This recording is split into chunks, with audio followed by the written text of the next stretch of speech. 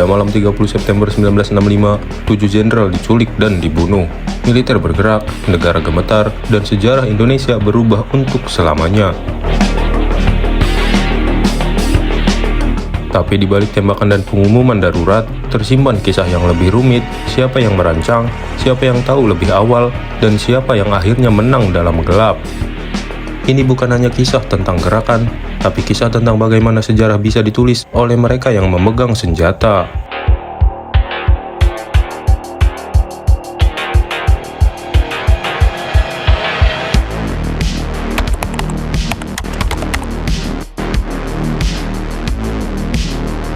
Awal 1960-an, Indonesia berada di ambang krisis. Soekarno melawan neokolonialisme yang bersatu dengan Malaysia dan semakin dekat dengan blok komunis. Sementara itu, ekonomi memburuk sampai inflasi menyentuh angka ratusan persen. Rakyat antri beras, militer gelisah, dan di luar, CIA memperhatikan dengan saksama. Di dalam negeri, ketegangan makin terasa. PKI tumbuh menjadi kekuatan politik terbesar di luar militer. Mereka dekat dengan Soekarno dan mengusulkan angkatan kelima yang dinamai rakyat bersenjata. Bagi sebagian jenderal TNI Angkatan Darat, itu sudah terlalu jauh.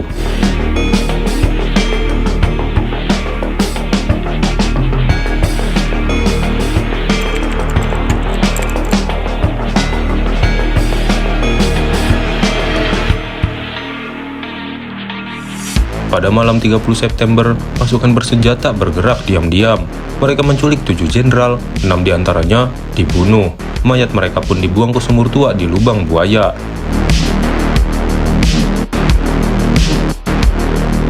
Pagi harinya, sebuah siaran radio mengumumkan inilah gerakan 30 September yang mengklaim menyelamatkan Soekarno dari kudeta Dewan Jenderal. Tapi pengumuman itu sangat singkat, dan sebelum hari berganti, Mayor Jenderal Soeharto mengambil alih.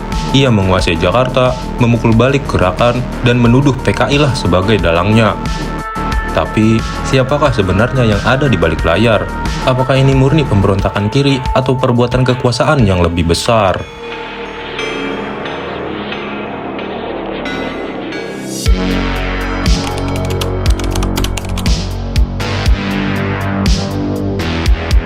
Setelah G30S, pembalasan datang dengan cepat dan brutal, hingga ratusan ribu orang ditangkap.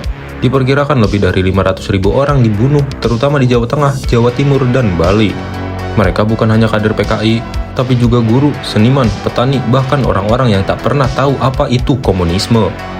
Film, lagu, bahkan pelajaran sekolah mulai diisi dengan narasi tunggal bahwa G30S adalah pengkhianatan besar PKI, dan Soeharto adalah penyelamat bangsa.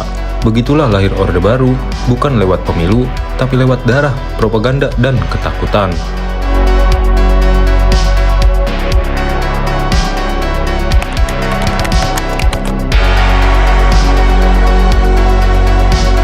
Setelah Soeharto jatuh di tahun 1998, pertanyaan mulai muncul kembali.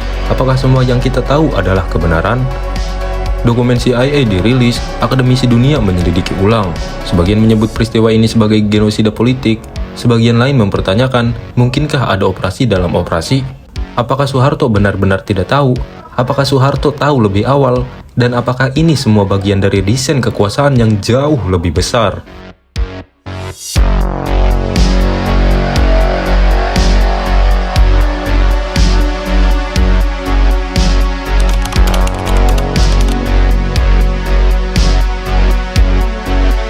Sejarah bukan hanya soal siapa yang menang, tapi siapa yang dibiarkan bicara.